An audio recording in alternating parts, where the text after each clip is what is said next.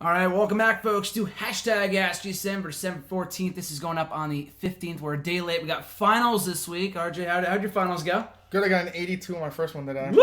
Didn't even study. Power of positivity. Exactly. The shirt helped me out. I was not doing too good, I thought. So. It's got the old one and the new one on. And that's what happens. The power of positivity gets an 82 on your finals. Learn that. Lesson learned today here, folks. Yep. Lesson learned. But hashtag AskGSM, first time ever, with the one and the only at RJ_Marceau. RJ, how you doing today? I'm doing good. Coming off a great TLC on Sunday, which we were both in attendance for. Yep. And Raw on Monday. A great Raw, you said. Woo! 800,000. What was it? 800,000? 2.66, I think the rating was. Whoa! 800,000 up. Vince must be ecstatic. Doing his walk right now. Exactly. Must be really happy with that number. Has to be. Great show. Love TLC. TakeOver tomorrow. Can't wait. Good week to be a wrestling fan. It's great. Very good week to be a wrestling fan. But we'll kick off with your questions. If you want to send in a question, you can tweet me on the Twitter at WrestleRant on Facebook. RJ's heard this a million times on the Facebook at facebook.com/Graham.Juicem.Matthews. Leave a comment on the post that usually goes up on Sunday nights or the wall itself, or you leave a comment on this very video in the comments section down below. But our first question comes from at the first KFC. Is Daniel Bryan, is his career really over? RJ, I'll let you kick this one off. Do you think it's over? I think in-ring wise, I think it's going to be over. You think so? I think no more matches in WWE for Daniel Bryan. He didn't specify. He just said career. So he didn't say WWE career. Maybe if anything, they'll give him one more match, but it doesn't sound too good for the bearded one. So I'll say his in-ring career might be in jeopardy, but as an announcer, commentary, he should be fine. I heard he got an offer as a commentator, but he turned it down, though. And a trainer, too. I think he said, I want to do that at some point. For right now, I don't want to do it for whatever reason, because he wants to wrestle. So I feel like if he really wants to wrestle, he's going to leave and work Northeast Wrestling. You know what I mean? I feel like he's going to go elsewhere and wrestle somewhere else, even if it's not in WWE. But someone's got to bring in the bacon. I don't know if it's Brie Bella. She's getting that baby fever. She's got to work, it sounds like to me. Someone's got to bring in that bacon, so I don't know. But, yeah, wrestling career in WWE. You know, I was thinking about this the other day, and no one's brought this up, and I was going to tell you about this too. Corey Graves, remember, had 2 concussions, hasn't wrestled since. I mean, I know he's Corey Graves, and we're talking about fucking Daniel Bryan here. Concussion's a concussion, though. Concussion's a concussion, so I wouldn't be surprised if his career is over. I mean, I know he was a big draw, or as close of a draw you can be in 2015. Big star, he's over as all hell, but just don't see it. I don't see it. I mean, I want to say one more match, but like RJ said, I feel like he's going to stick around with the company as a commentator, trainer, manager for Team Bella, something. I don't know. Someone, like you said, someone's got to bring in the bacon, so. Someone's got to bring in the bacon. Him going to Ring of Honor ain't going to bring him any bacon. No, so. not as much bacon. Nope. Just some sprinkles. Yep, some sprinkles. pesos. Some pesos, exactly. His second question, what's next for Bray Wyatt? I know you're going to be excited to answer this one. I don't know. I mean, last night we saw a lot of these questions were sent in on Saturday or Sunday before the feud was culminated at TLC and in Raw. But good match at TLC between Wyatt's and ECW Originals in Philly and in Boston. Crowd was hot for both matches.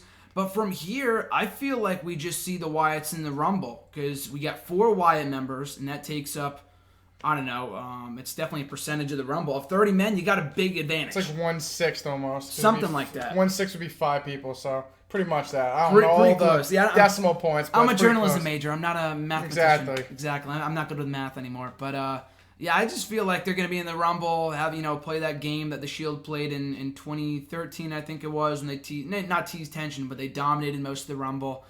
I can just see that happening. Other than that, I really don't know what else you do with them right now, but I'm happy they won both matches. They needed to. They needed to go over strong.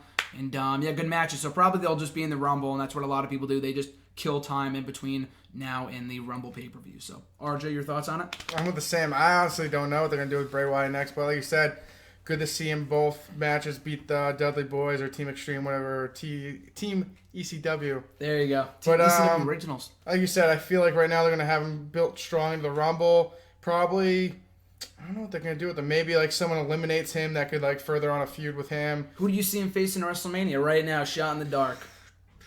Because we're a couple months away, but this is when the plans start to get finalized. Oh, goodness. It's hard to say. It's like, hard I was to making say, my because I dream would say card. Ambrose, but then like... We've already seen that. We've already seen that. Maybe they throw him in. It's for the IC title, maybe. In the tag match, a tag match. I don't know. Maybe I like that, but at the same time, I feel like Wyatt's better than that. But we've said this before. Yeah, but then where else do you put him? Like Del Rio as a heel, so they want to go against him. I mean, the roster's so thin as it is. I mean, I'm trying to think of like. And he's not like thought in like the main matches either. No, he's not gonna be like top 3 matches. Like I said, I don't know. Maybe tag team. I'll say tag team title run. I say he has to win tag team. He has to win at WrestleMania. Yeah, period. It the don't guy care has who it to is. fucking win. I don't care if he beats Fandango. Exactly. Brother versus brother. WrestleMania 32. Hashtag book it. Hashtag follow the buzzards. Yep. The Fireflies are out on Sunday night. They were. Cool. Very exciting. By the way, forgot to show this off before. TLC 2015. This is Boston on there. Got the Celtics on there. The Celtics logo on here too. Love this T-shirt, and RJ got the New Day. Got the New Day one. Gotta get the New Day one. Woo. Love it. Power of positivity. It's Seriously. A new day. Yes, it is. Love it. Next question from Frank Shear 15. What Raw Go Home Show main event was worse, WrestleMania 31 or TLC? To refresh your memory, it was when for WrestleMania when Brock and Roman were playing like tug of war with the title. So which one, in your opinion, was worse?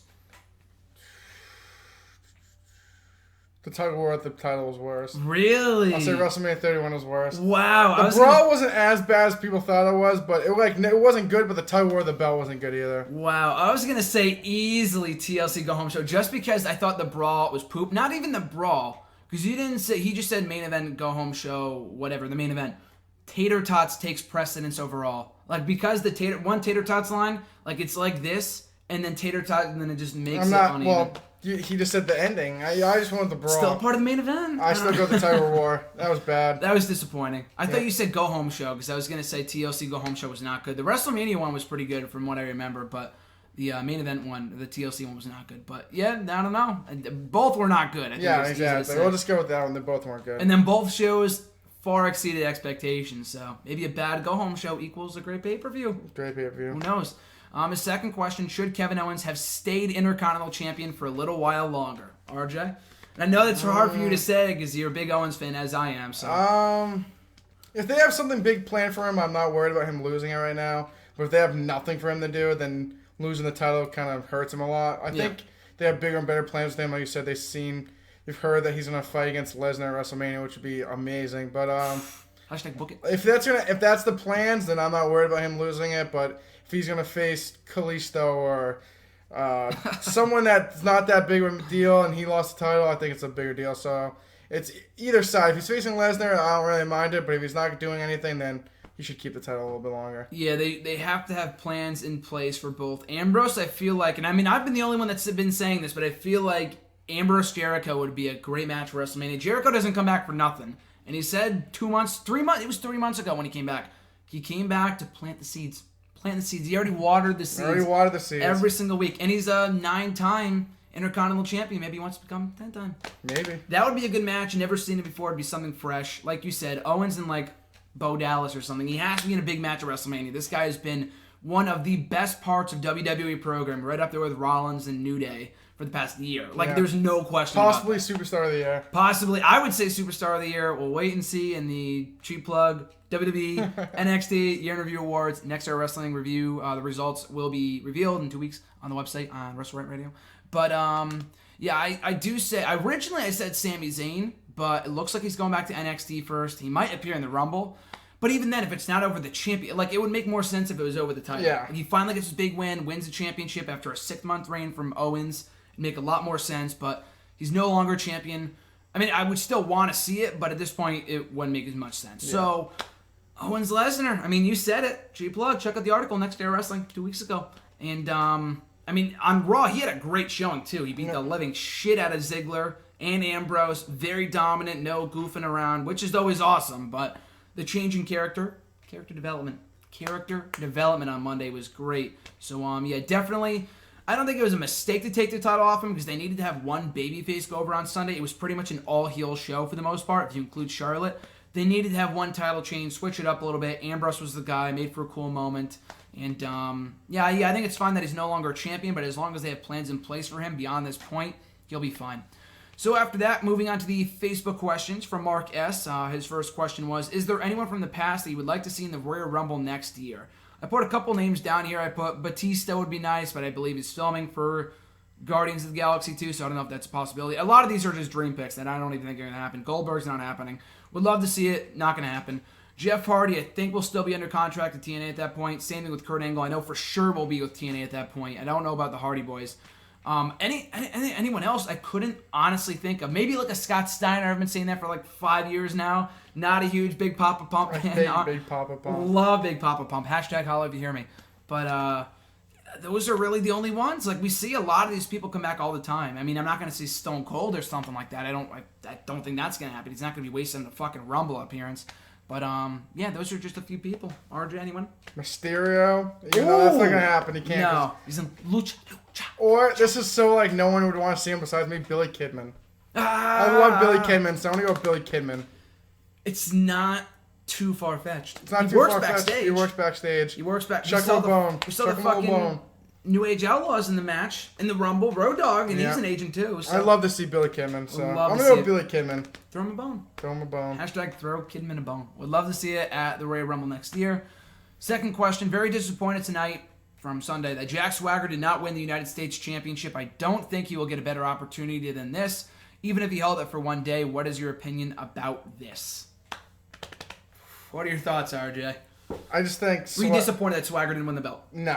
I just don't think he was taken seriously enough that he should have won the title, and that he didn't win it. I'm not surprised at all. But if he was on TV more, I maybe had more interest or like thought that he could win. But he hasn't been on TV for a couple months, and they kind of just like threw a few together just for Del Rio. I think if Kalisto was on a singles run, it'd be more like meaningful, more like obvious than Swagger. Swagger was like the only babyface that wasn't doing anything, and they just chucked him in the match, and you got Del Rio and Swagger. Yeah, like I said, when the roster depth is so thin, you know it's thin when Jack Swagger gets called up to TV to do a U.S. title program. I mean, we talked about this on Sunday. It wasn't a bad match. It was a good match. I mean, at least better than I thought it was going to be. Him and Del Rio, the chairs match, best chairs match I've ever seen ever.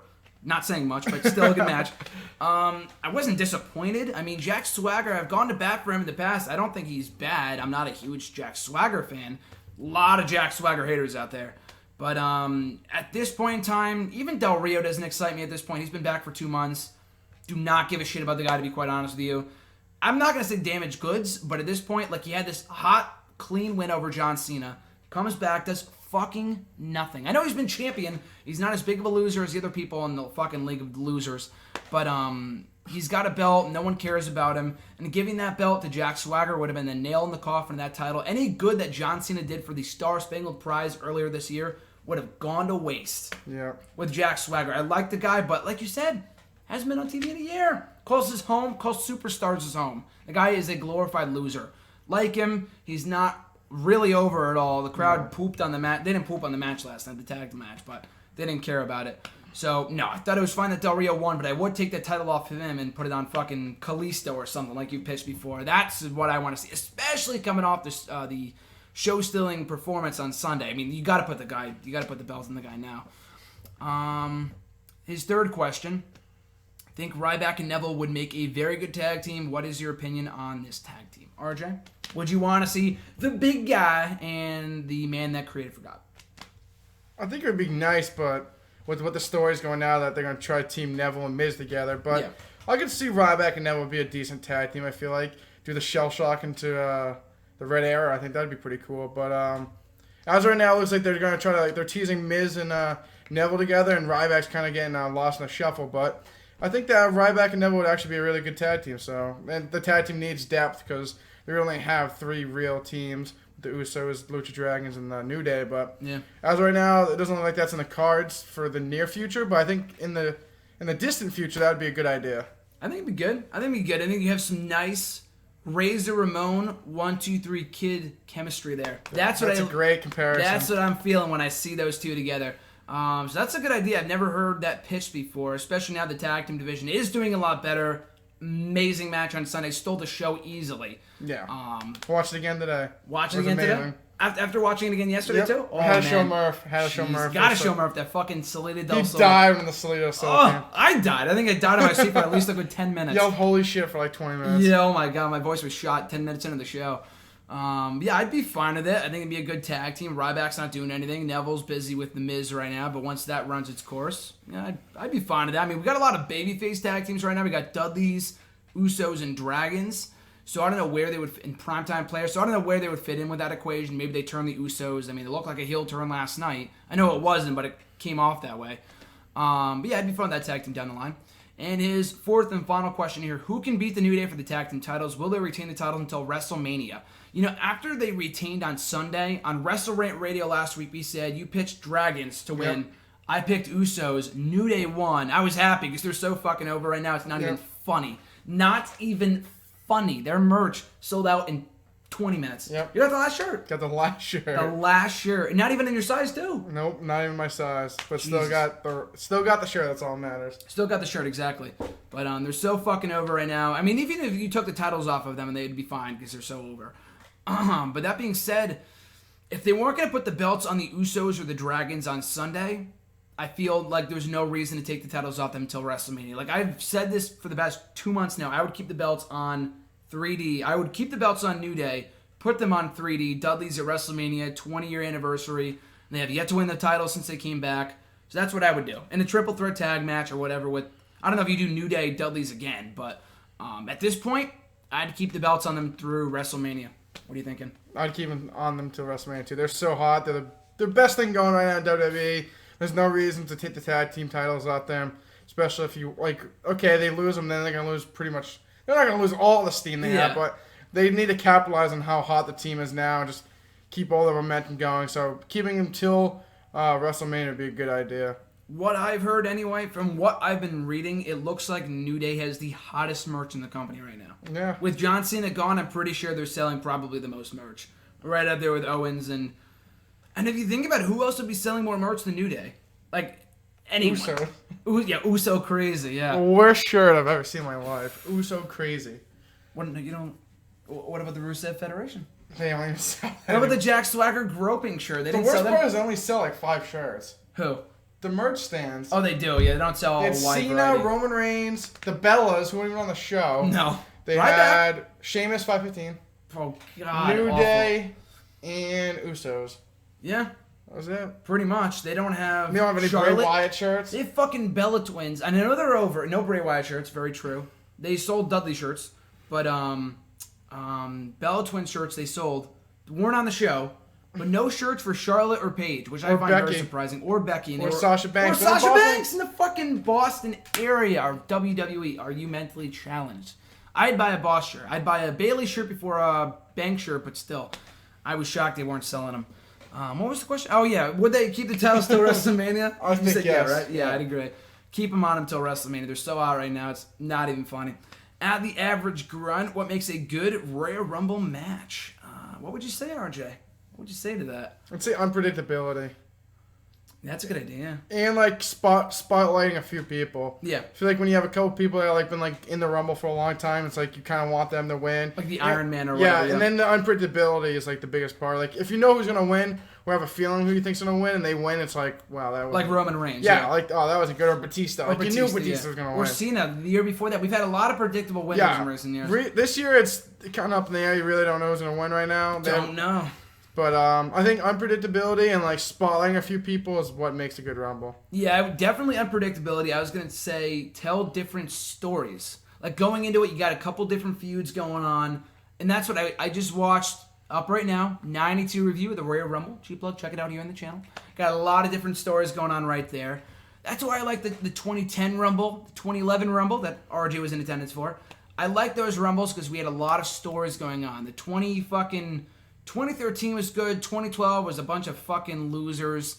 2014 when Batista won this past year. I mean, a lot of good surprises. You had the unpredictability factor with the surprises, but then with the stories told, there was nothing going on. It was as soon as Bryan was taken out, the Rumble went to shit. Went to shit. There was not even a single point. At least for the first 20 minutes, I liked that Rumble match. The 2014 one I thought was total poop. Like, I thought there wasn't, like, one good point about it other than Punk lasting until the end, and that was his final match ever. That's it. Had a fucking tumor in his back or something like that, so he wasn't even the match for most of the time.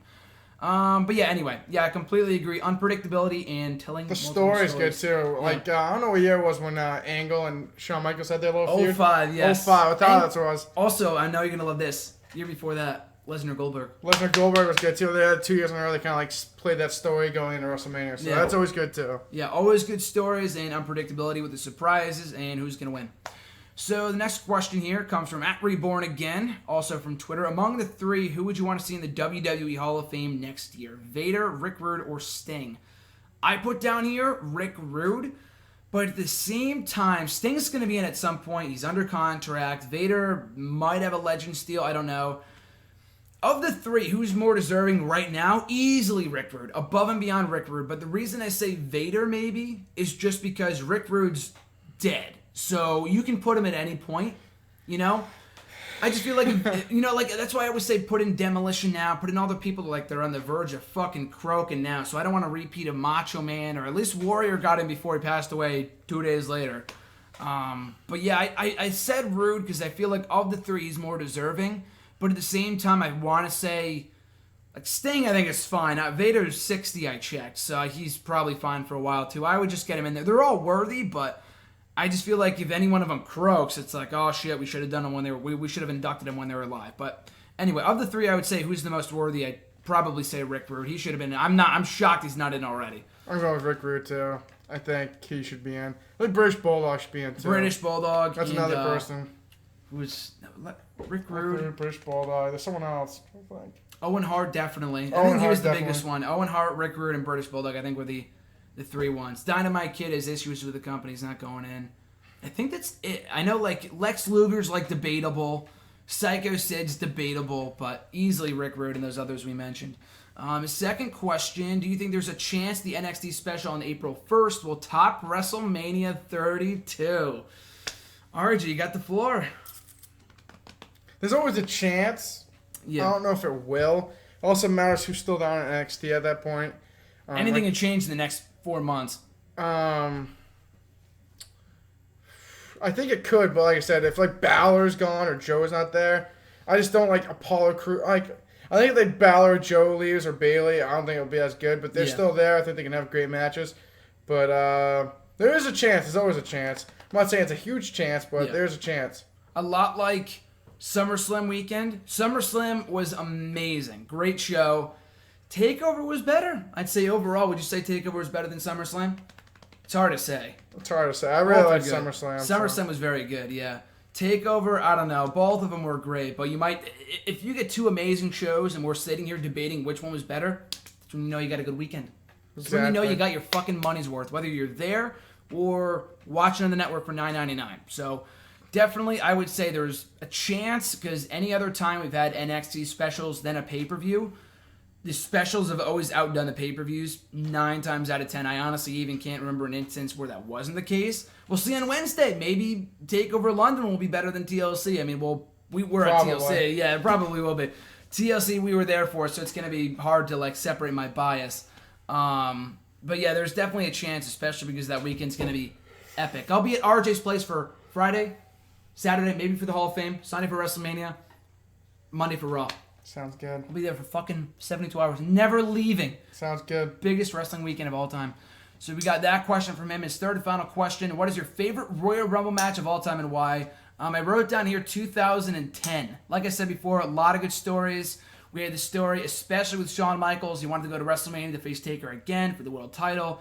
And he was like on the ropes, and Batista like whacked him off, and he went crazy, and he delivered a sweet chin music to the referee.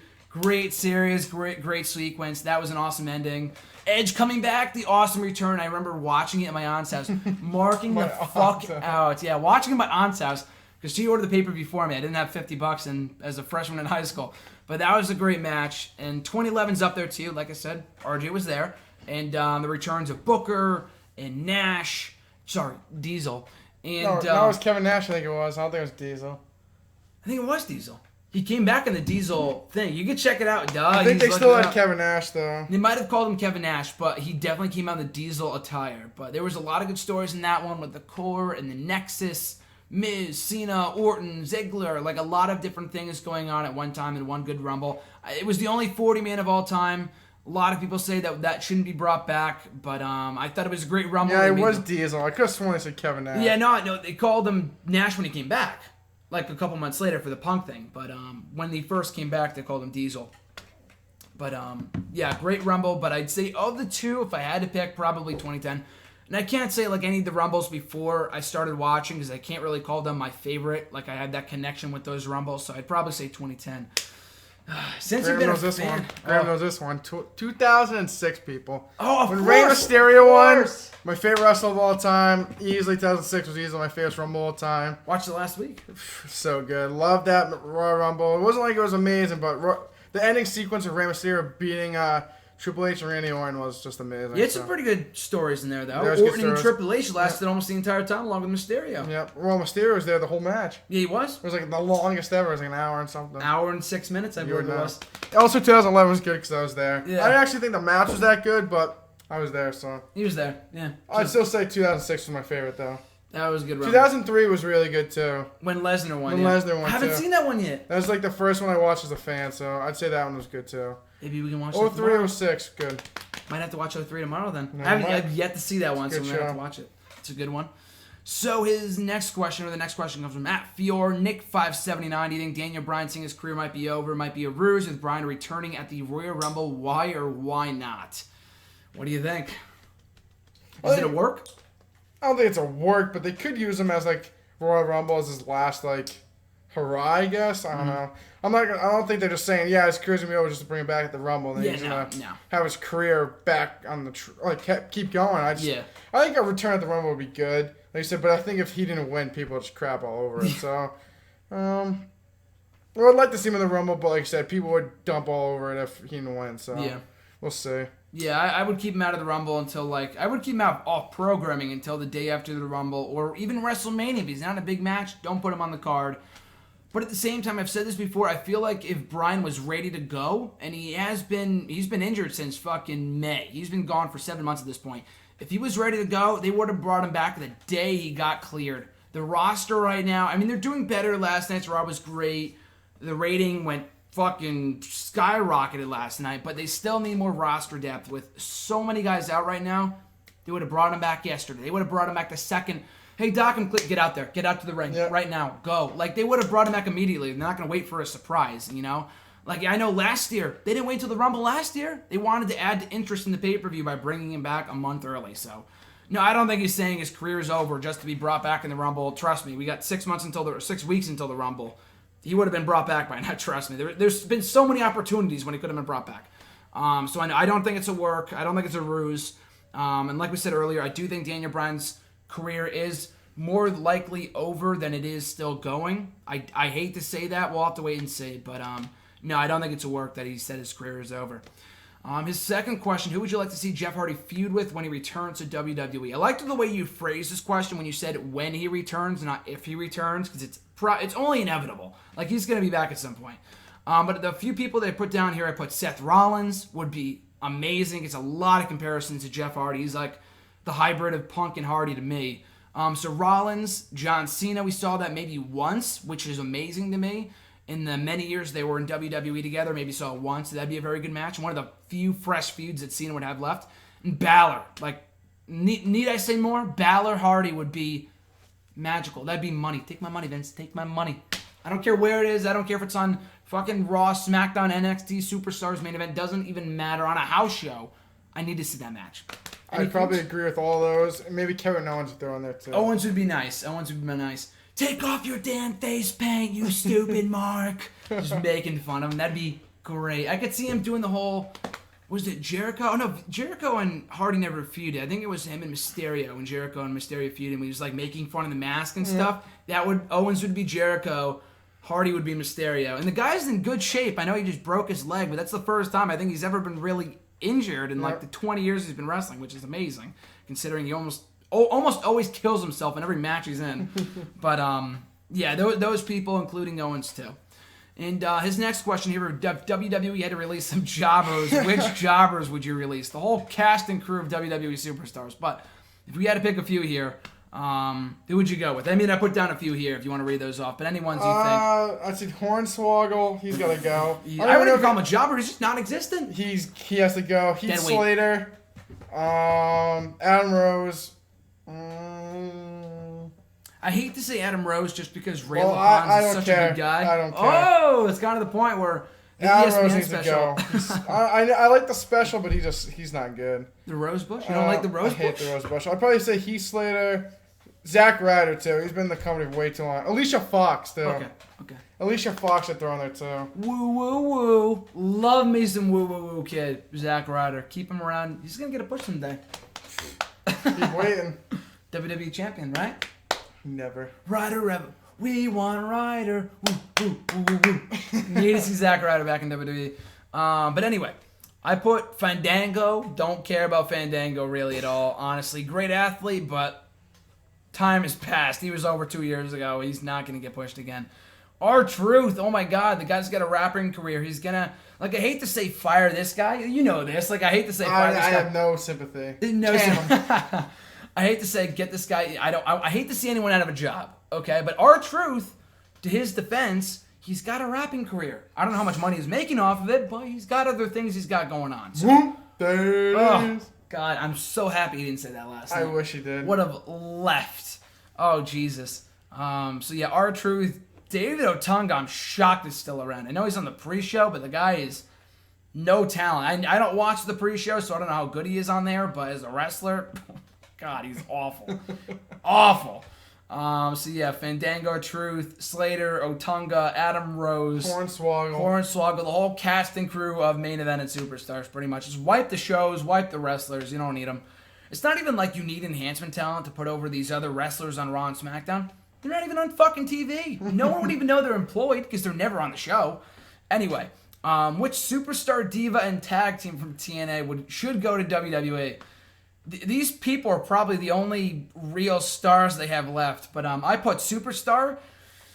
I put Bobby Roode. I mean, I would say Hardy or Angle. That's only inevitable. They're going to be back eventually anyway. So that's kind of a no-brainer. But if I had to say a TNA talent that WWE should pick up, Bobby Roode, I feel like he has all the tools. He's almost 40. So I don't know if he's going to get to the main roster, but put him in NXT with James Stormer's beer money would be magical. So Bobby Roode. Diva, I said Awesome Kong. I know she's kind of her back's hurting now. She's not the diva she once was. She's not the monster that she once was. But it'd still be cool to see Karma come back in WWE and may or may not give the Bella Twins their comeuppance and finally destroy the Bella Twins after 4 years. I know RJ would cry. I know you'd be mad at that. But I would love to see that. So Awesome Kong, Taryn Terrell, I think has improved a lot in the time that she's been gone. So her either Gil Kim is great, but she's already been back and they fucking wasted her. I think there's more of a chance with the other two, honestly. And I said the tag team, it's got to be the Wolves. Who else would you bring in? Fucking the Revolution or the Bromance or something? They have no tag team, so it'd have to be the Wolves. And they're great anyway. They were in NXT for a night, and then Triple H wasn't impressed, and he didn't offer them contracts, whatever. But yeah, I'd say Bobby Roode, Awesome Kong, and the Wolves. So off the top of your head, RJ, any superstar, diva, or tag team from TNA you would like to see in WWE/NXT? I'd say Gail Kim. I love Gail Kim. Even though they wasted her, I'd say I'd love to see her back. And Bram. Bram? I'm a big fan of Bram. Oh, Graham said no. I don't. It's not that I don't like Bram. I just think too many Deweys. That's what it is. Hey, one too many deserves guys. a second chance. Jack Swagger got to do it. He's still in the company. You mean a third, fourth, or fifth chance? Yep. Because he's already been arrested twice. I say give him another chance. There's no one else I'd want to say. Maybe Bram a chance. DJZ. Besides that, Gail Kim. That's how bad TNA is. That's how it is. It really waste is. My time watching it. They have no stars. Any tag teams? Velvet Sky. Oh yes, the Velvet. Beautiful People. Yes, that's my tag team. The Beautiful People. If anything, especially Velvet, I think her as the Stacy Keibler of the Dudley Boys would be awesome. It would be good. She's hot as hell. She's hot as hell. Can't teach that. Can't teach it. Can't teach that. Next question, also from Fiora Nick 579. What do you think of the TNA World Title Series, and do you care who wins? No, and what are my thoughts on it? I mean, I said this from the start when it was announced. RJ knows. It's a fucking waste. I mean, I hate the shit on TNA. They're in a very bad spot right now. They have a new network. Good for them for surviving another year.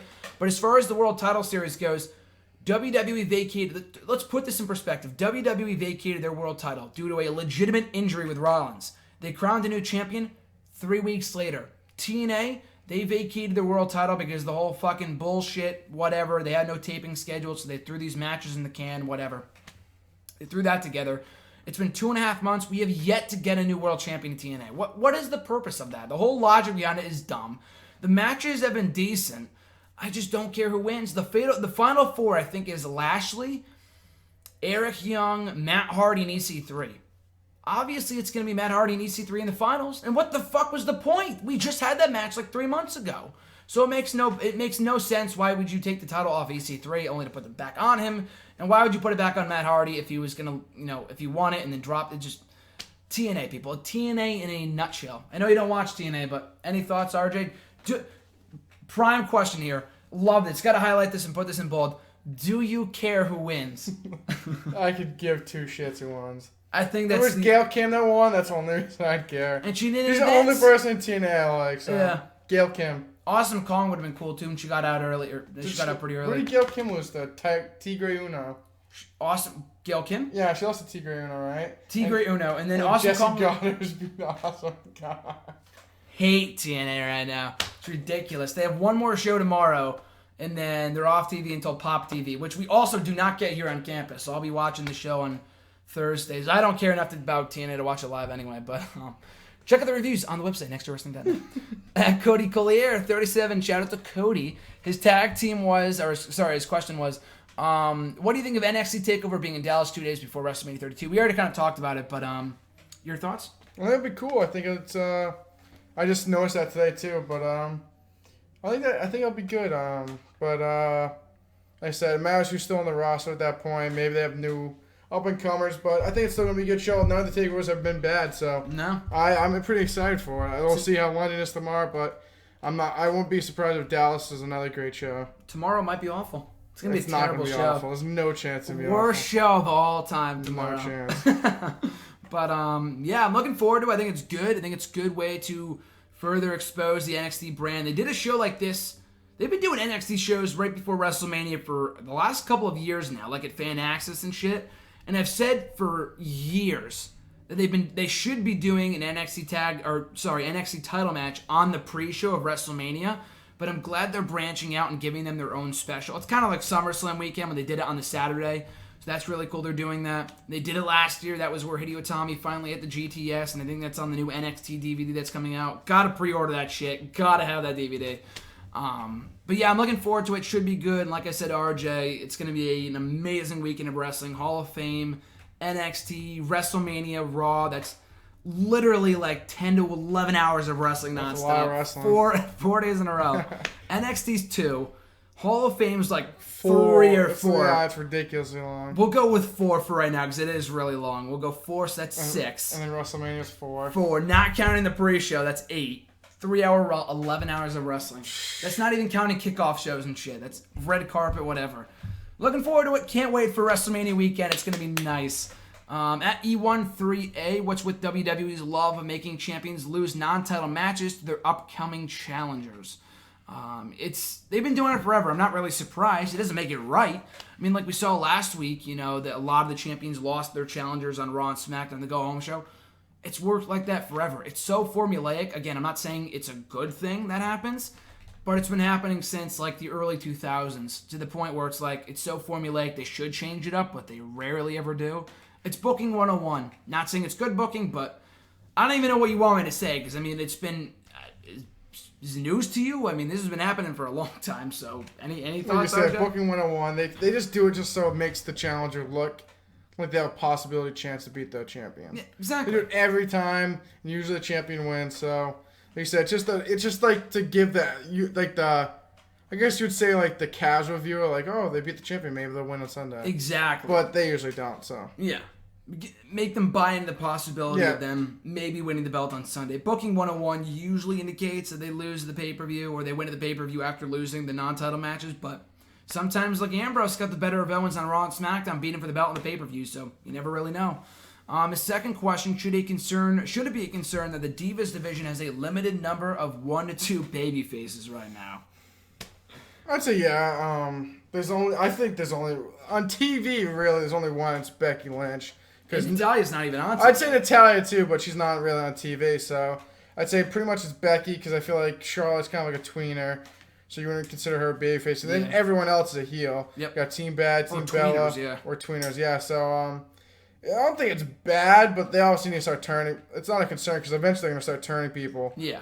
But or bring up Bailey. Yeah. Woo! But if anything, they should just get rid of Alicia Fox, Tamina, and Naomi. I think all three of them are kind of useless.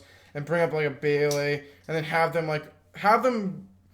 It's not babyface or heel, I feel like. It's just like have them wrestle and make it matter. Yeah. Like if you have one Divas feud, you can have others Divas feud, not just over like jealousy or a guy. Or exactly, yeah. Have like a number one contenders match. Like that would never kill Raw, and that'd be actually pretty good. But, they can only stick with one feud at a time. So I think it's concerned, but I think they have a plan for it. We also got a great, nothing at stake, just a great women's match on Sunday in the pre-show between Becky and Sasha. Yeah, I thought it was better than the Diva Championship match. It was, I agree. It wasn't a bad match, but character development-wise, that was there with the women on the kickoff show.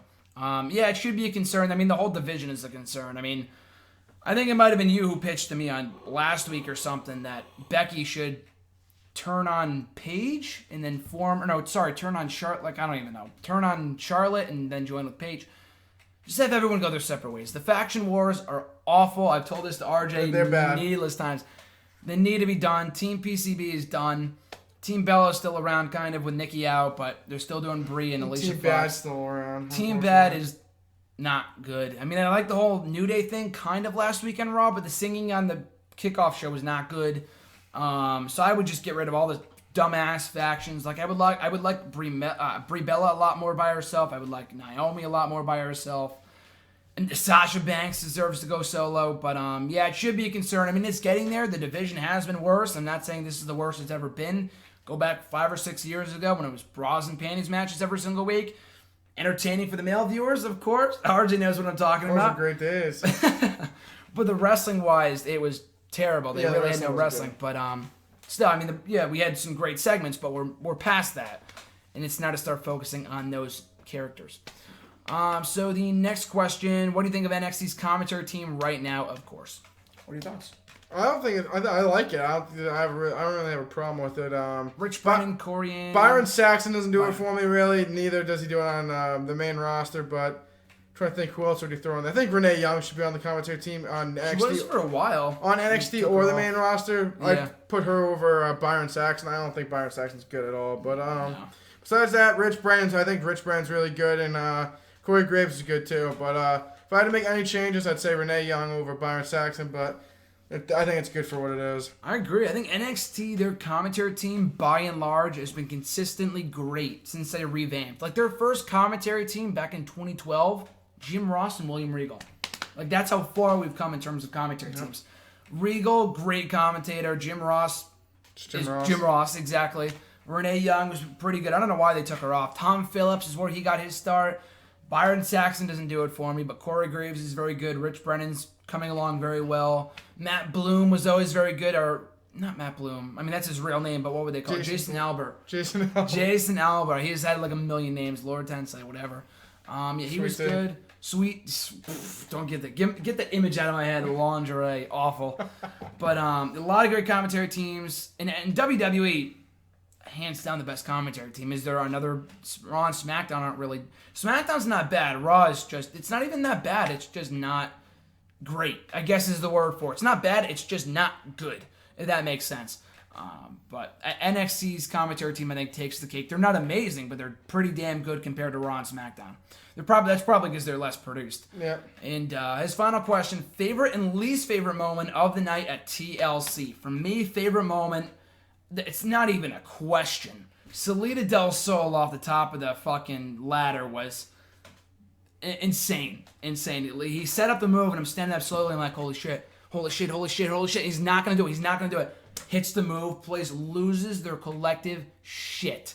Lost my voice in 10 minutes. That match was amazing. So easily that was the highlight of the night. That whole match was the best of the night.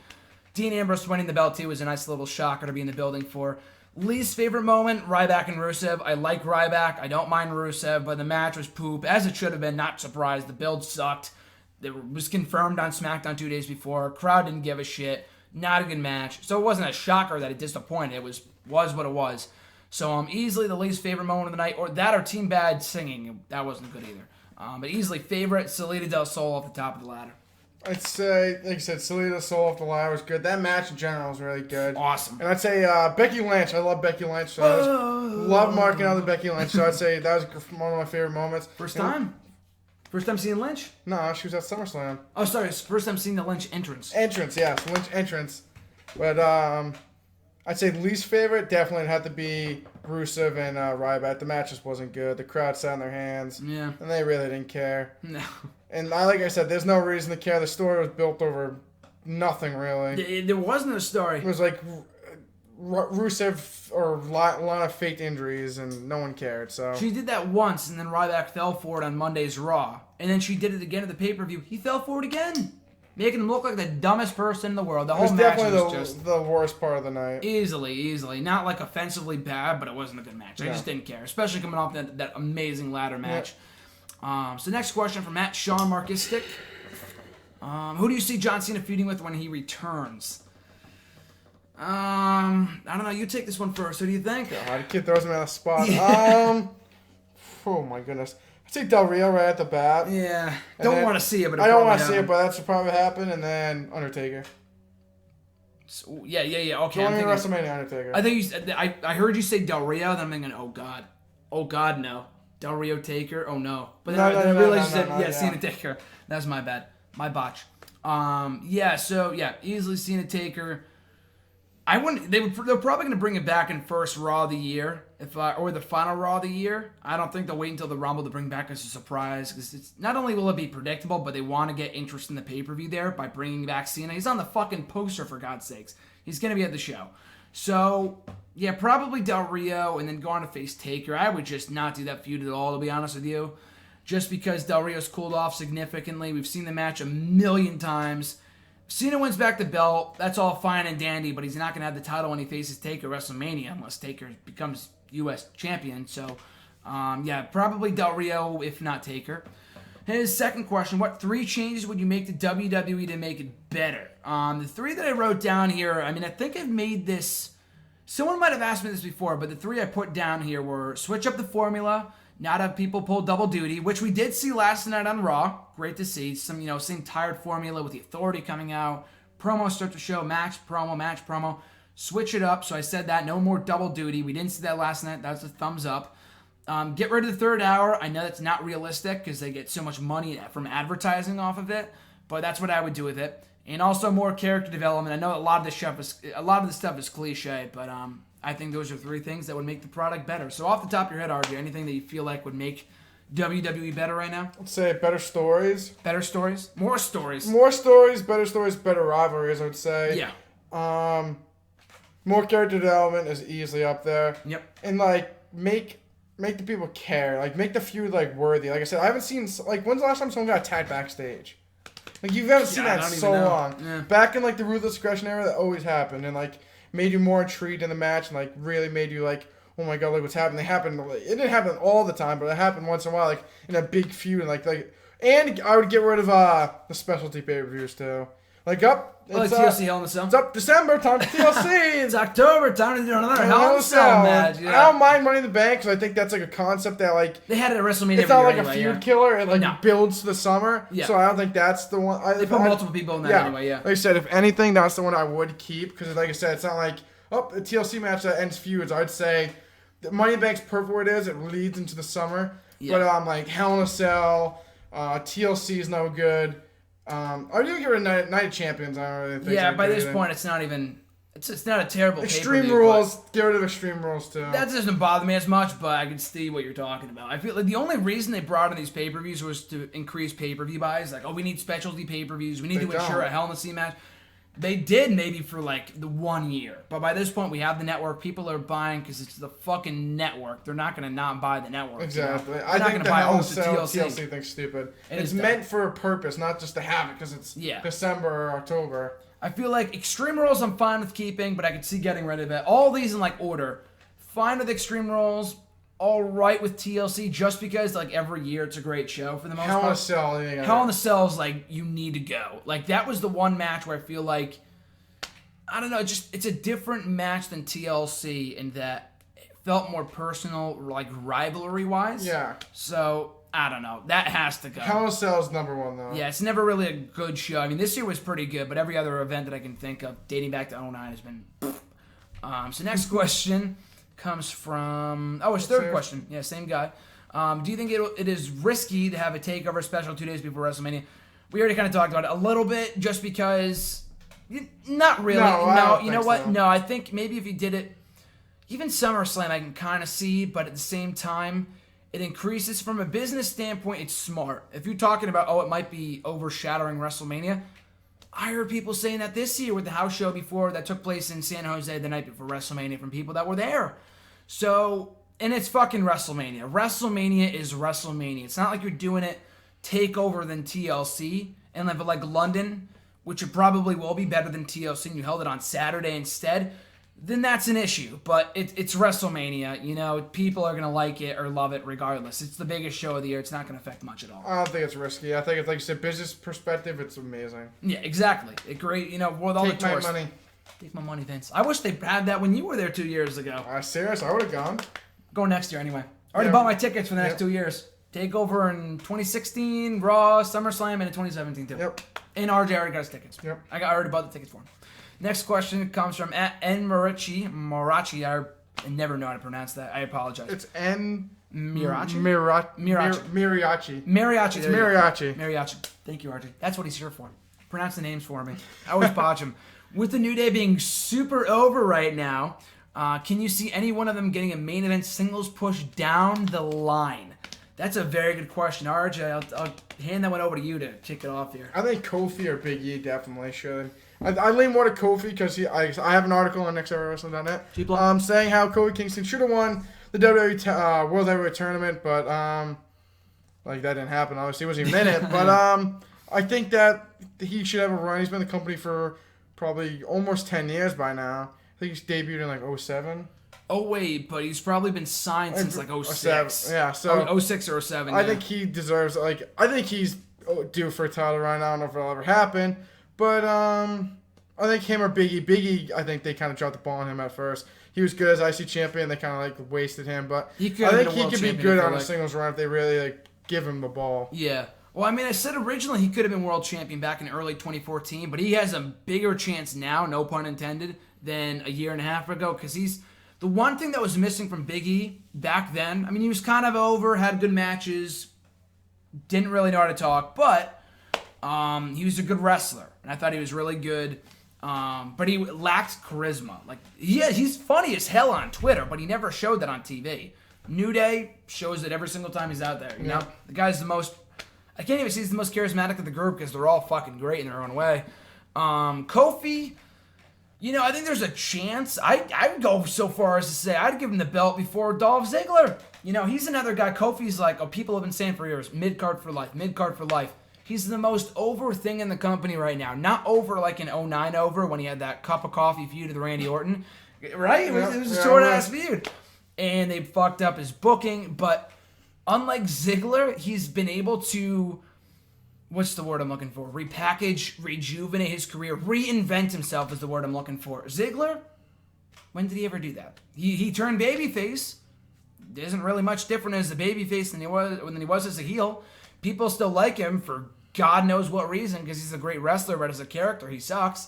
Kofi Kingston, it got to the point where I just did not like Kofi Kingston on my TV because he never took time off.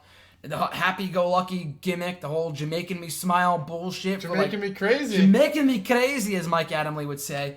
My favorite commentator of all time, Mike Adamle, Jeff Harvey.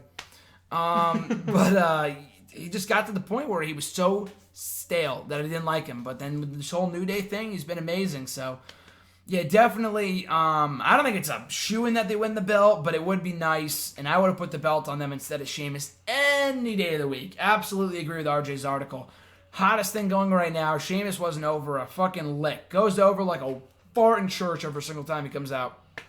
So that said, I don't think it's too likely they win the belt, but right now would be the time to do it while they're tag team champs or whatever, because maybe after WrestleMania. They're just so over right now, it'd be ridiculous not to capitalize off the momentum.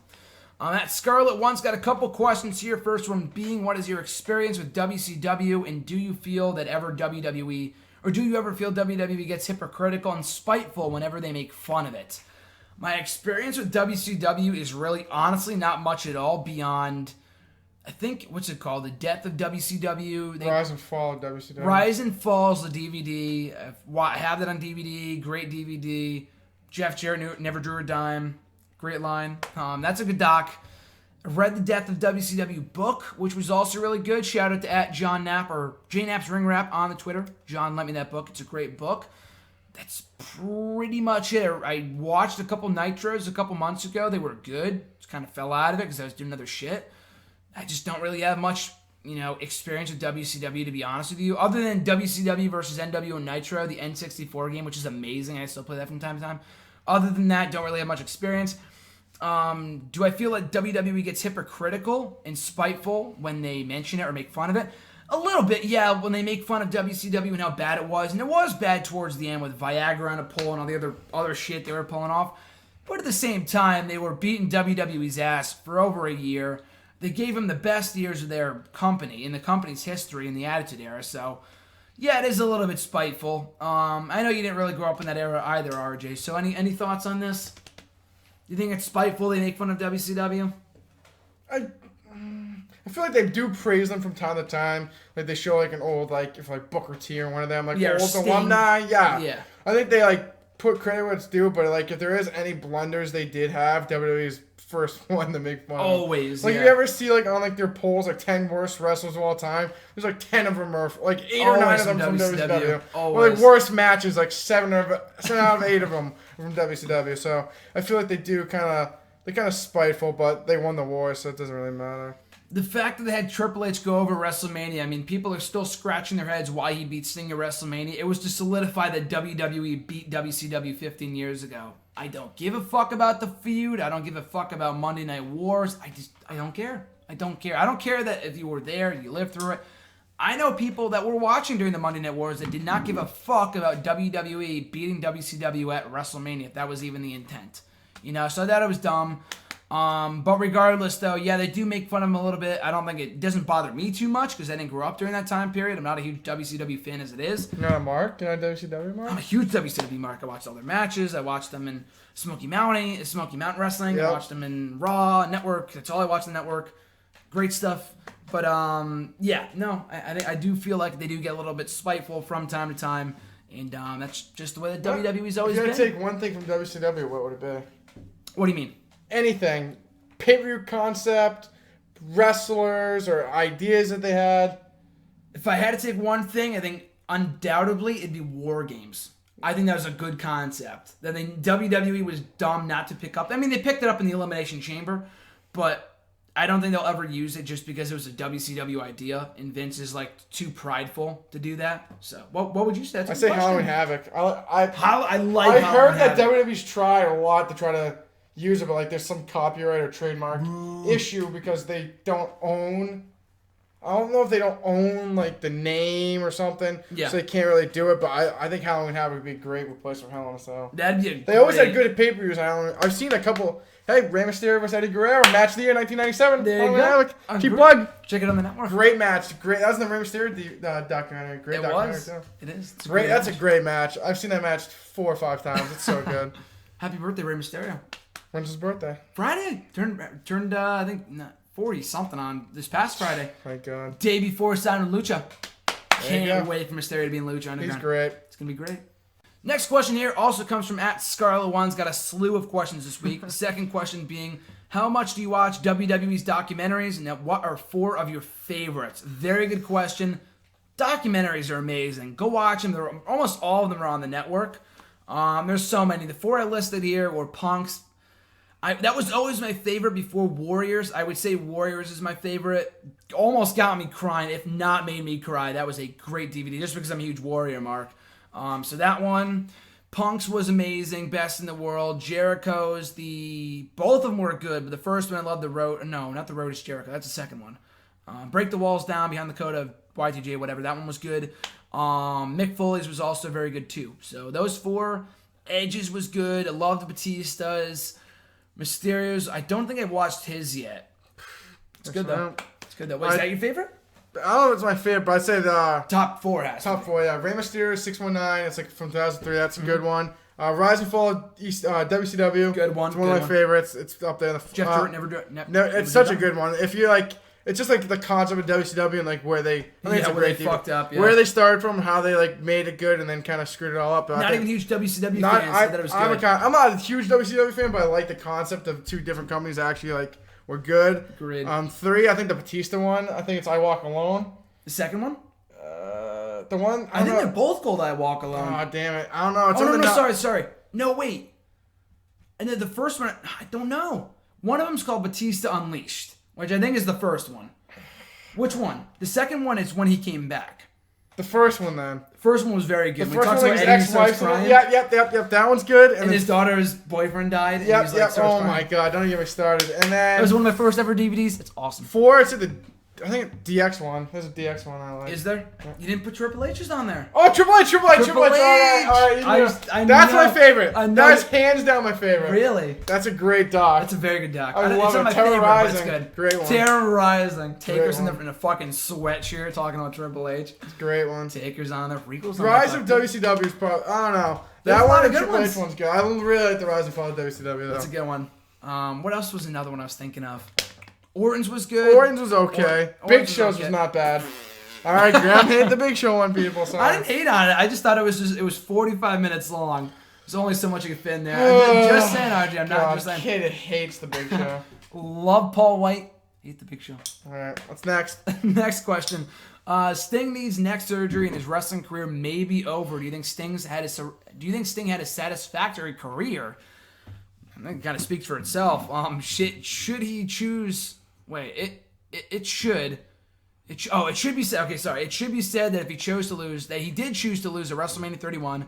See WWE's End of the Light documentary on the doc that he just released on Sting. And personally, he feels like he's everything he ever wanted. So, if you're talking his wrestling career, was it satisfactory? One of the greatest of all time. You joking? The guy's, of course, satisfactory if you're talking wrestling career. The WWE career, like you said, he chose to lose at WrestleMania. I mean, I have yet to watch the doc, but I feel like there was.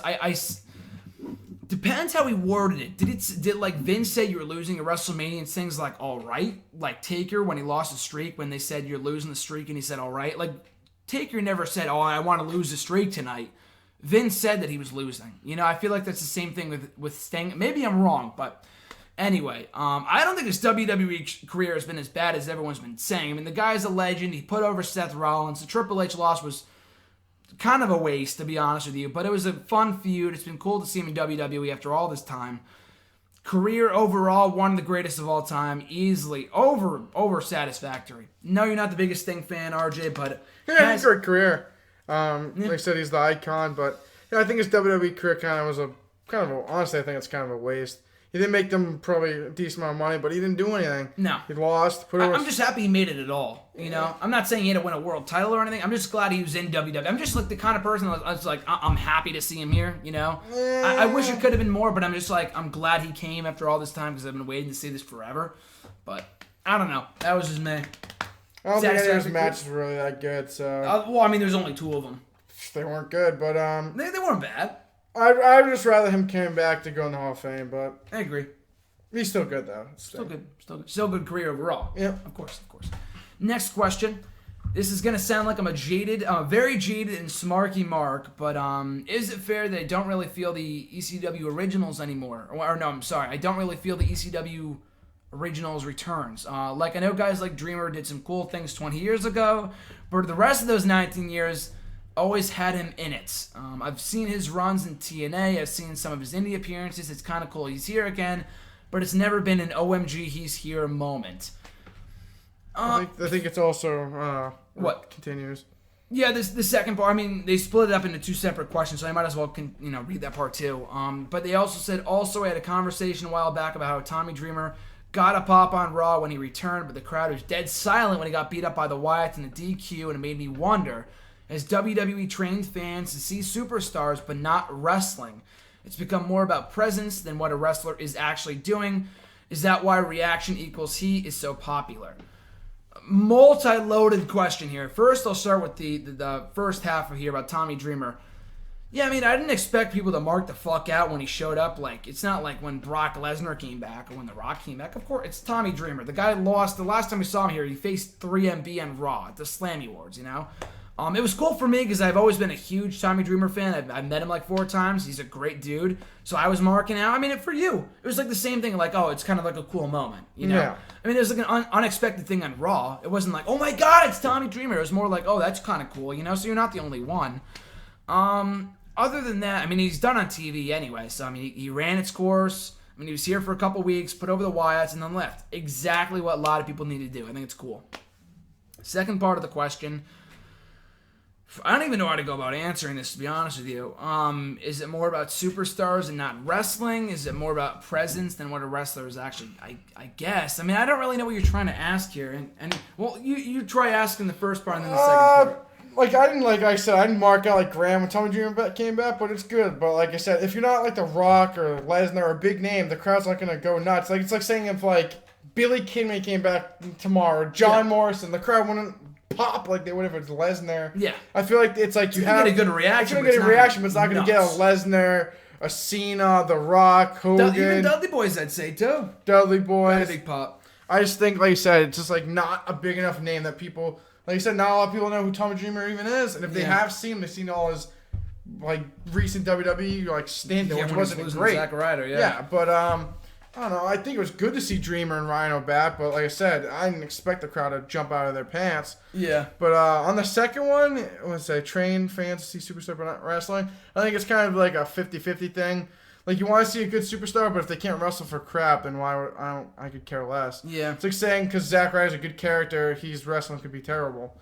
I think it goes both ways. Like, there are, like, a lot of people like crap on Cena because he's a great superstar but not a great wrestler. But this year he proved, out of anyone else, he's one of the better wrestlers that they have. I've been saying for years, I think going back to the Punk matches, John Cena's a great wrestler. He's had good matches. I think in big time matches, he's a lot better. On a throwaway Raw, it's kind of like the he's same very old clunky. shit. Yeah, he's very clunky. And he's not a very good technical wrestler. No, he's not a technician at all. He's a great performer. Yeah. I'll put it that way. He's had amazing matches with a multitude of people. If you say he's a bad wrestler, then you don't even know what the fuck you're talking about, to be quite honest with you. But I don't really get what the rest of the question's talking about. You know, I don't really know what you mean. It's more about presence than what a wrestler is actually doing. Is that why reactions equal heat is so popular? I guess. I mean, I guess getting any pop or heat's better than getting nothing at all. Yeah, I guess it's really kind of the answer to your question, to be honest with you. Sorry, maybe you can rephrase it on Twitter because I'm kind of confused as to what you're asking. Sorry we couldn't. We tried to answer it to the best of our ability. That's what matters. At Daniel Cabeza 59, we're kind of winding down here. Now that Raw is bore, WWE needs believable superstars, so why not bring back Big Show? He said haha after that. He was obviously kidding. Absolutely fucking not. Do not bring back the goddamn fucking Big Show. I'd rather gouge my eyes out than see Big Show back on Raw. And he sent this on Sunday. This was before our great Raw, okay?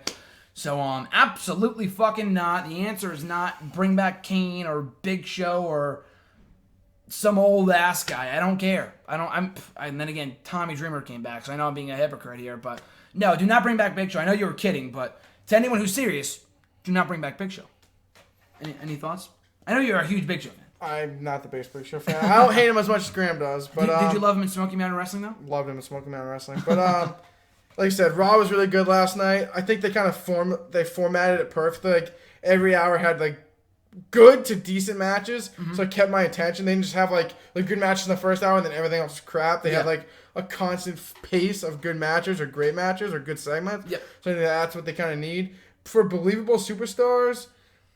They just need to make more of them. You have a lot of guys that kind of just like 50-50 booking. Stop the 50-50 booking. Like you said, Breeze lost to Neville last night, but I guess they're kind of trying to push Neville with Miz. Yeah. I like that better than anything. Still, though. Like, it's not like everyone thinks I hate Neville. I don't hate him. He's just a loser. So that's totally different than me not liking him. He just loses every match. But I think that's better than what he has been doing. But like I said, you don't really need to bring in new believable superstars. Just make me believe in them. Like, have them win and not lose every other match in a feud that no one cares about to begin with. I think I think, like I said, if they made Jack Swagger look somewhat decent going into TLC, I think people would have cared more. But when the guy wasn't on TV for 2 or 3 months, or a couple months, more than that, At least a year, to be honest. no one cares. And like Rusev loses all the time, so why should anyone care about him now? And then Barrett never wins. It's not making. They don't need believable superstars. They just need to make them. Yeah. You don't need to bring in The Rock every week just because the Raw's not good. You just need to make the superstars that you have look good. Could not agree more. The talent is there. It's not like, oh, the roster's full of awful wrestlers. Let's bring up Balor or Joe or Charlotte. People were saying, I was saying that, everyone was saying that, Sasha Banks. It's not about great wrestlers. It's about, like RJ said, believable superstars, people that I can care about. We've been saying this for weeks. So many people I don't care about right now. Last night's Raw was a step in the right direction. The Wyatt family are kind of getting back on track. Neville's picked up a few wins. Breeze, I don't know what the fuck they're doing with him, but Ziggler wins and loses. Oh my God, I don't care about Dolph Ziggler anymore. But yeah, you just need stop the 50-50 booking. It's not a matter of calling people up. It's more a matter of making people care about the competitors that you have. The talent is there. Just got to book them properly. I know it's cliche to say, but you got to book these guys properly. It's not their fault. It's all on Vince and Creative to make me, make RJ, make everyone care about that specific superstar. Second question here. Who do you think is the right opponent to beat Bayley for the NXT Women's Championship? What do you say?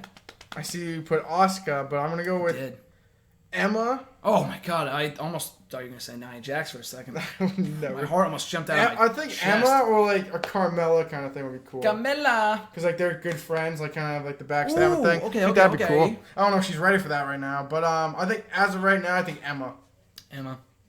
I like Emma later or something. Something with Emma in it. That's me. Emma Evolution. I'm part of the Evolution. Part of the Evolution. Are you a fan of the Aussie? Love Emma. She's the Aussie beauty. She is. She's gorgeous. Got a nice tush too. Very nice tush. She has a nice tush. But yeah, I put Asuka just because she's really the only star they have right now. Emma's being built up to lose to Asuka, I feel like, but RJ didn't think so. Check out his predictions on the website for his full predictions on TakeOver. He thought Emma's going over. Emma would be nice. Carmella's an interesting one. I say no to that just because she's not ready right now. And two, I feel like Enzo and Cass, they got to be called up at some point. They're going to win the tag team titles, but she's better with them. She's a good manager. She's kind of getting over that hump of making people care about her, which is good. Breaking Ground, I love her now after Breaking Ground. But she should be called up with them as a manager, if that makes sense. So, who? Carmella? Carmella, yeah, with Enzo and Cass. Yeah. You can't teach that? Yeah. Bada bing, realest jig in the ring. How you doing? Can't wait for tomorrow. For the London crowd to chant along with it. It's going to be amazing. But, yeah, I say Asuka. I feel like the girl's a star, either her or Emma, but I feel like the more likely of the two would probably be Asuka. But Emma's also a great candidate because she's just great. She always has been great, but it's great that she's finally getting a chance now to shine as a heel. Final two questions here, also from @DanielCabeza59. Which is your favorite WWE Tag Team Champion of all time and why? So I don't know if you were talking about, you said favorite WWE Tag Team Champion, not plural. So I don't know what you meant by that, and I'm going strictly by WWE Tag Team Champion. I'm not going by World Tag Team Champion. I know there's a difference. Kind of a hard question. I've always said Air Boom was my favorite tag team from that era. They weren't around for very long, but I loved Air Boom. I put down Cody Rhodes and Goldust for the time they were around. I thought they were great. Really revitalized the tag team division in late 2013.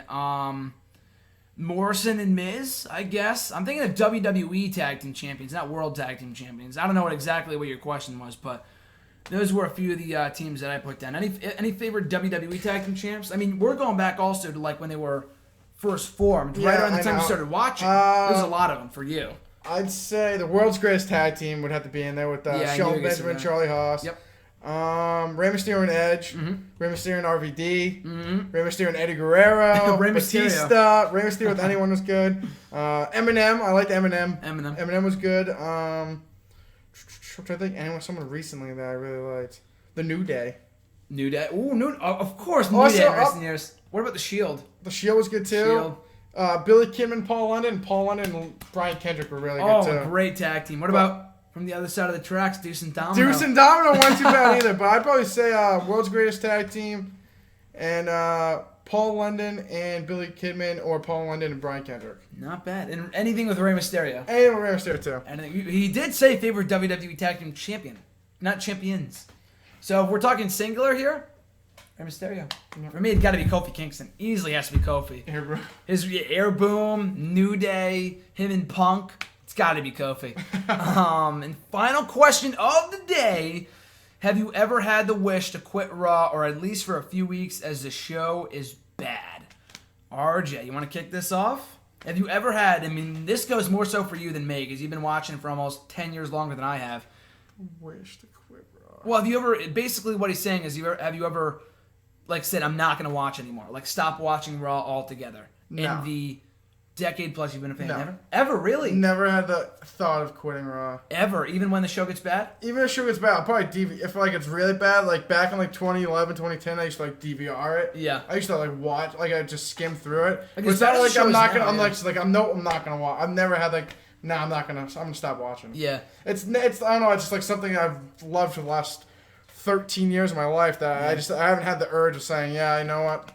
I'm just gonna stop watching Raw. Yeah, I feel like you get into a habit of watching it so much. Also, there's just people that I care about enough that I'm gonna watch it anyways. Exactly, yeah. I mean, it also gets to a point for me, like, I started watching in April of 2008, obviously, I've been through this story a million times, but I first started watching a couple episodes, like, late 2007 when Jericho came back, but I watched a few episodes, I DVR'd them, I'd watch them the next day, and then I just fell out of it after a while. I think I watched, like, part of the 15th anniversary show, but other than that, I didn't watch it. It was poop. You think it was poop? Or the 1,000 episode wasn't good. I'm trying to think it was. The 1,000 episode wasn't good, I don't think. I'm trying to think. That was a great show. I don't think it was. No, it was the 20th anniversary that was bad. Yeah, then that's what it was. The then. Rock concert and Mick Foley got inducted. That was the only two good things that happened in the entire show. Okay, that's what it was. The 20th anniversary. Sorry, Graham. I'm already talking about it. Kids about to die. Oh, that was one of my favorite Raw episodes ever, Raw 1000. But, yeah, no, I've never had the feeling to quit Raw. I've talked about this before. The only real time they ever came close, and when I say close, I mean, like, that close, like, you can't even see it, that's how close it was when Punk left, but I'm like, but I do this shit for a living, so why would I stop watching? You know, that doesn't even make any sense. Like, if there was something back when I started watching, like 08 or 09, where the product got shit or whatever, and I was kind of a casual viewer at best, then maybe I would stop watching, but it's gotten to the point where I love it so much, I'm not going to stop watching and just watch fucking Ring of Honor or Lucha Underground or whatever. I'm always going to support WWE. I mean, by this point, there's no turning back.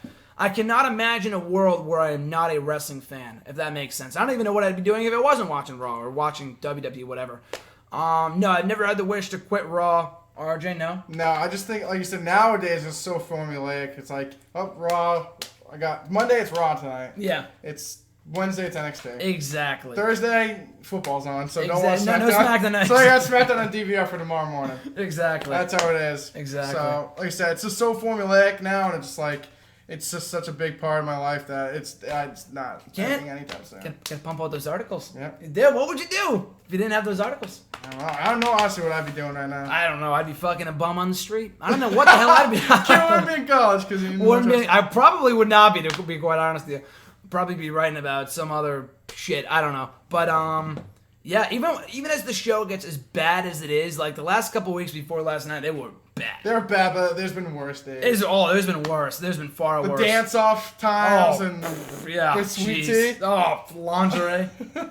The dance-offs in like 2010, 2011 were absolute garbage. 09 and 2010 was bad. Like, I love Nexus, but everything other than Nexus was bad. It was very, like, back then, like, oh, I love John Cena. Like, no, I didn't like John Cena, but, like, I loved everything, and I still loved everything, but back then I didn't really, like, critically analyze it like we do now.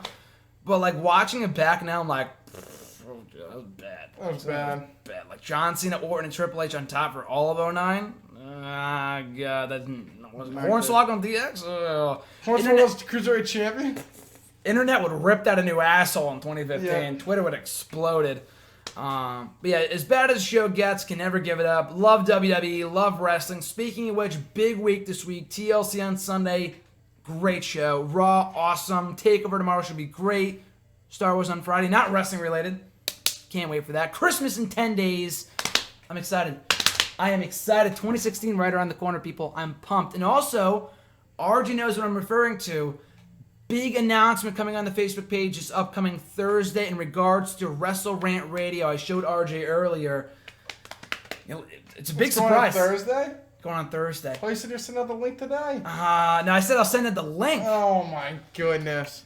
Got a bunch of other also announcements regarding the return of the Royal Rumble game and a few other things coming on Thursday. New video blog on the Facebook page. Be sure to check it out. It won't be uploaded here. Blog. Video blog on Facebook, people. Like the page at the page, facebook.com/Graham.Jason.Matthews. Leave a comment there for this very video, kind of tying it all back together. See what I did that? Nice segue there. Yeah. Wasn't bad. RJ saw that. He's giving me props on the inside. Leave a comment there for the question for the video. Tweet me on Twitter at WrestleRant with the hashtag AskGSM. And also right here on YouTube by leaving a comment down below in the comment section. That's about it. Love TLC, love Raw, love fucking Superstars, love WCW, love Smoky Mountain Wrestling. I love wrestling, people. I love it. Love it. Can't get enough of it right now. I always love wrestling, but this week is pumped, stacked. Yep. It's great. I'm ready. Be with RJ tomorrow for Wrestle Rant Radio. It's not going up tonight. I know everything's kind of all fucked up schedule-wise this week, but it's a special week. So hashtag going up on Tuesday. Wrestle Rant going up on Wednesday. RJ and I talking TLC, Raw, and TakeOver. It's going to be a loaded show. Check it out. Website, nextairwrestling.net. I think that's all the plugs. Be sure to check out the polls on the website. Polls close in 2 more weeks. That's it. So you excited for everything that's coming up, RJ? Obviously. Can't wait. Cannot wait for TakeOver tomorrow. Can't wait. Christmas comes early tomorrow. 10 days early, 9 days early, and TakeOver tomorrow. So that's it for my plugs. Any plugs, RJ? Twitter, articles? At RJ_Marceau on the Twitter. And all my new articles are up on nextairwrestling.net. Go to the Columnist Corner, and you will see my newest articles. Also, go to categories, RJ's 2 cents. Oh, there's a category now? There's a category. You didn't see it? I didn't see it. I got a category now. There we go. Category. I got a category now, so go to RJ's 2 cents now. RJ's 2 cents broke the record for most articles published in I don't even know how to say it, but most articles published consecutively per day. Last week, one Monday, Tuesday, Wednesday, Thursday, and Friday. And his 2 cents from TLC just updated this past Monday. A lot of articles up right now. A lot of 2 cents. A lot of 2 cents. That's like 10 cents right there. That's like a whole quarter right there of cents. Yep. Check it out, Next Day Wrestling. Like I said, Wrestle Rant Radio, RJ and myself. One last time, one more round. Tomorrow, only on Next Day Wrestling. One last show for 2015. Woo! Closing out my favorite year before 2016. It's going to be great. Closing out my favorite year of wrestling ever. 2015. Has it been a good year? I mean, we'll talk about this on the show, but... It's been a great year. Best of all time? Oh, best of all, I mean, for you as a fan? Or? As a fan, for me, it's close, but... Yeah, it's a lot of years. 2002 is just so damn good. Yeah. It's such a good year. 03, I loved 03, too. 03 was a good year. SmackDown 03. Can't touch it. Can't teach that? Can't teach that. On that note, check out TakeOver tomorrow. Full review on Wrestle Rant Radio. Like I said, be sure to like, subscribe, comment, share this video. All support is greatly appreciated. For RJ Marceau, I'm Graham G.S. Matthews, and I'll catch you folks down the road.